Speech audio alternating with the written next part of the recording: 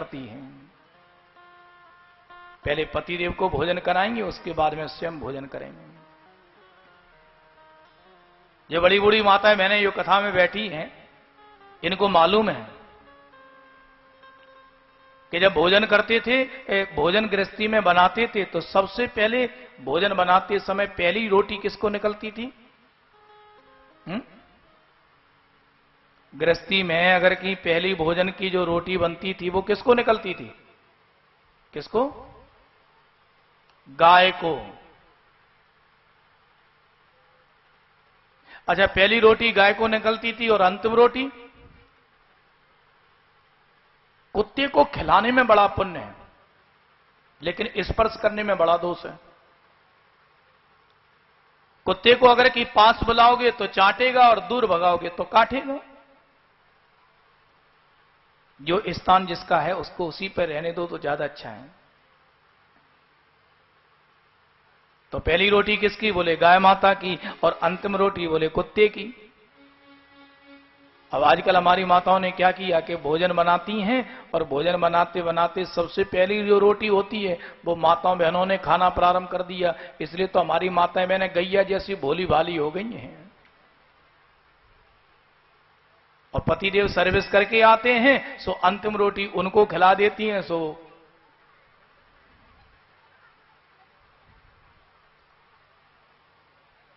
प्रेम से बोलो जय श्री कृष्ण। जय श्री कृष्ण। तो एकादशी व्रत करते थे। इन्होंने एकादशी का व्रत किया, दुर्वासा ऋषि को देख करके निवेदन किया, बोले महाराज आपको हमारे घर में प्रसाद पाना है। बोले ठीक है। अब दुर्वासा ऋषि स्नान करने के लिए गए, और कभी कभी एकादशी कम होती है और द्वादशी लग जाती है। इन्होंने पूछा ब्राह्मणों से, बोले क्या करें? ब्राह्मणों ने कहा बोले एक काम करो कि आप अगर की कल्याण चाहते हो ना तो ठाकुर जी का चरणामृत लेकर के पान करो और ब्राह्मण आ जाए तो उनको खिला देना। बोले ठीक है, ये बहुत अच्छी बात कही। इन्होंने चरणामृत लेकर के जैसे ही पान करना प्रारंभ किया, इतने में क्रोधी महात्मा दुर्वासा ऋषि आ गए। दुर्वासा ऋषि ने कहा बोले क्यों? अरे पहले तो ब्राह्मण को निमंत्रण देते हो और ब्राह्मण को आने में थोड़ी बहुत गलती होगी तो पहले ब्राह्मण से पहले पाते हो। अभी दिखाता हूं ब्राह्मणों का महत्व क्या होता है। इतना क्रोध आया कि दुर्वासा ऋषि ने क्या किया, जटाओं में से एक जटा निकाली और जमीन पर पटक दी। कृत्या नाम की राक्षसी उत्पन्न हो गई। जैसे ही दुर्वासा ऋषि को जलाना चाहती है, लेकिन दुर्वासा ऋषि ने अम्बरीश ऋषि को जलाना चाहती है। अम्बरीश ऋषि ने भगवान से निवेदन किया, प्रभु आप मेरी रक्षा करो। बस इतनी बात सुनते ही भगवान का चक्षु दर्शन प्रकट हो गया।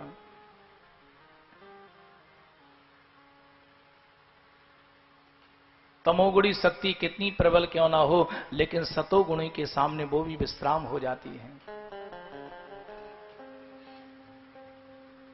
कृत्या नाम की राक्षसी जल करके राखो। भगवान का चक्र सुदर्शन जो है वो पीछे पीछे भागना प्रारंभ किया दुर्वासा ऋषि के। दुर्वासा ऋषि हर जगह गए, लेकिन कोई भी इनका संयोग नहीं कर पाया। भगवान के पास में गए, बोले प्रभु आप मेरी रक्षा करो। भगवान ने कहा देखो भैया, अगर कि तुमने मेरा अपराध किया होता तो मैं तुम्हें क्षमा कर देता, लेकिन मेरे भक्त का अपराध किया है इसलिए मैं क्षमा नहीं कर सकता हूं। अहम भक्त पराधीनो है स्वतंत्रीव ध्वजा साधुर्ग्रस्त हृदयो भक्तिर्भक्ति जनप्रिया। श्रीमद् भागवत जी के 9वें स्कंद के 5वें अध्याय के और 63वें श्लोक में भगवान कहते हैं कि दुनिया मेरे अधीन है और मैं अपने भक्तों के अधीन हूं। अहम भक्त पराधीन हूं, मैं भक्तों के अधीन हूं। संत मेरे हृदय हैं और मैं संतों का हृदय हूं। एदारागार पुत्राप्तां भगवान कहते हैं जिन्होंने अपनी पत्नी को छोड़ दिया, जिन्होंने अपनी संतति को छोड़ दिया, जिन्होंने अपनी संपत्ति को छोड़ करके जो मुझको ही सब कुछ मानते हैं, ऐसे भक्तों को मैं कैसे छोड़ सकता हूं। इसलिए साधवो हृदयम मह्यम साधु नाम हृदयम तो हम, भगवान कहते हैं कि संत मेरा हृदय है और मैं संतों का हृदय हूं। मदन्यते न जानंती, मेरे अन्यत्र जो किसी को जानते नहीं हैं और जानते भी है ना तो किसी को मानते ही नहीं है। अब जिन भक्तों का सहारा केवल मैं हूं, उन भक्तों को छोड़ करके मैं कैसे जा सकता हूं। देखो, तुम एक राजा, तुम एक ब्राह्मण हो और वो एक क्षत्रिय हैं, जाति भले ही उनकी श्रेष्ठ ना हो, जाति आपकी श्रेष्ठ है, लेकिन कर्म उनके महान हैं। इन्होंने जाकर के निवेदन किया, आप मेरी रक्षा करो। अम्बरीश ऋषि ने भगवान से निवेदन किया, बोले प्रभु, अगर कि मैंने संतों में, ब्राह्मणों में और भगवान में किसी प्रकार का भेद ना माना हो तो चक्षु दर्शन भगवान शांत हो जाओ। इतनी बात सुनते ही चक्षु दर्शन भगवान अंतर ध्यान हो गए। बोलो चक्षु दर्शन भगवान की जय। दुर्वासा ऋषि ने भगवान का नाम कीर्तन करना प्रारंभ किया। बोलो वृंदावन बिहारी लाल की जय। कि निकुंज में विराजे घनश्याम राधे राधे, निकुंज में विराजे घनश्याम राधे राधे, कुंज में विराजे घनश्याम राधे राधे, निकुंज में विराजे घनश्याम राधे राधे। श्याम राधे राधे घनश्याम राधे राधे, श्याम राधे राधे घनश्याम राधे राधे, श्याम राधे राधे घनश्याम राधे राधे, कुंज में विराज घनश्याम राधे राधे, कुंज में विराजे घनश्याम राधे राधे, निकुंज में विराजे जय हो। घनश्याम राधे राधे, श्याम राधे राधे घनश्याम राधे राधे, श्याम राधे राधे घनश्याम राधे राधे, श्याम राधे राधे घनश्याम राधे राधे, श्याम राधे राधे घनश्याम राधे राधे, कुंज में विराजे घनश्याम राधे राधे, कुंज में विराजे घनश्याम राधे राधे। राधा मेरी स्वामिनी, मैं राधे जुको दास, राधा मेरी स्वामिनी, मैं राधे जुको दास, जन्म जन्म मोह दीजियो श्री वृंदावन वास, जन्म जन्म मोह दीजियो श्री वृंदावन वास, कुंज में विराजे घनश्याम राधे राधे, ये कुंज में विराजे घनश्याम राधे राधे।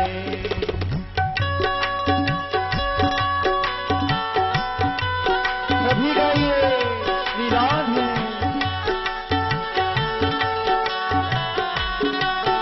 जय हो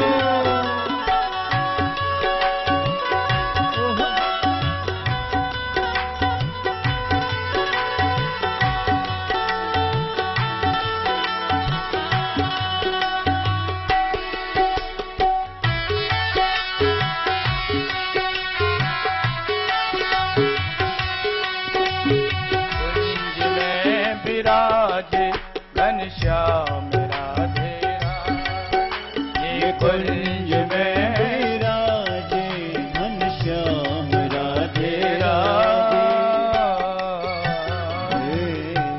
बोले निकुंज बिहारी सरकार की जय। आगे जाकर के बहुत सुंदर राजे हुए जिनका नाम युवनाश हुआ। मानदाता का जन्म मानदाता नाम के राजा की 50 बेटियों का विवाह सौबरी नाम के ऋषि के संग किया गया। बहुत अच्छे राजा हुए, एक जिनका नाम हुआ बाहु। बड़ी ही धर्म प्रवृत्ति के बाहु नाम के राजा।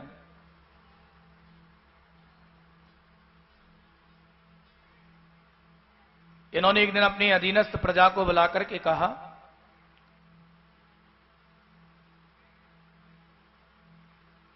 कि भाई एक बात आओ, ये अस्त्र शस्त्र लेने से क्या काम होगा?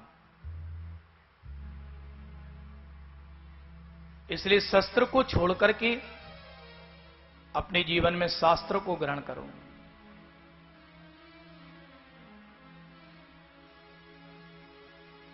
दो प्रकार की गोली होती है, एक डॉक्टर की गोली, एक बंदूक की गोली। बंदूक की गोली जब देती है तो व्यक्ति को मौत देती है, और डॉक्टर की गोली जब देती है तो इंसान को जिंदगी देती है।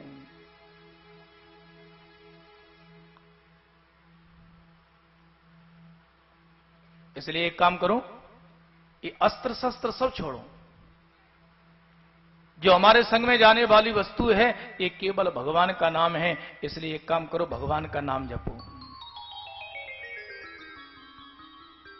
अब भाई राजा जब कहता है तो प्रजा तो उसके अधीनस्थ है। प्रजा ने कहा ठीक है, बस भजन शुरू कर दी। दूसरे देश के राजा ने देखा कि भाई इसके पास में संपत्ति तो बहुत है लेकिन सिक्योरिटी नाम की कोई वस्तु नहीं है।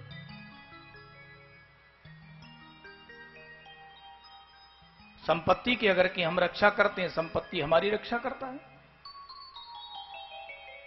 भाई अगर कि साबुन से हम स्नान करते हैं और साबुन अगर कि हमको साफ करता है तो हमारा भी धर्म बनता है कि साबुन को हम धो करके रखें। संपत्ति है उसका दुरुपयोग नहीं करना चाहिए, जितना हो सके सदुपयोग करो।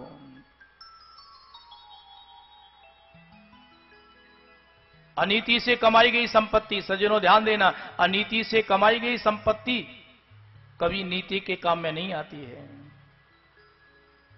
इसलिए उन्हें मत सराओ जिन्होंने अनीति से संपत्ति को एकत्रित किया है। उनकी अति प्रशंसा मत करो जिन्होंने अनीति से धन को कमाया है। अनीति से कमाई गई संपत्ति के जो मार्ग हैं वो गलत मार्ग होते हैं। दूसरों को कष्ट देकर की कमाई गई जो संपत्ति है वो कभी मदरालय में जाती है, कभी वेश्यालय में जाती है, कभी हिंसाओं में जाती है, अच्छे मार्ग पर कभी नहीं लगती है।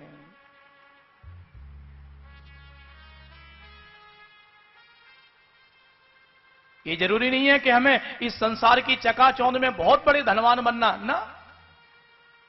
संपत्ति ज्यादा ना हो, थोड़ी संपत्ति हो लेकिन व्यक्ति का विवेक हो।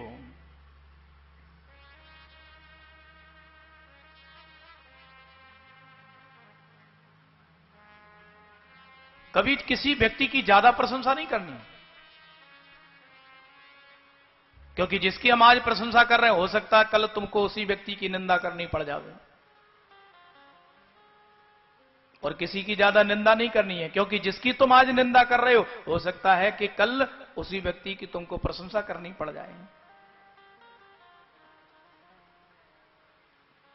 इसलिए उसकी बुराइयों को देख करके निंदा नहीं करनी है और उसकी अच्छाइयों को देख के प्रशंसा नहीं करनी है। इतने मीठे मत बनो कि दुनिया तुमको चाट जावे और इतने कड़वे भी मत बनो कि दुनिया तुमको थूक जावे।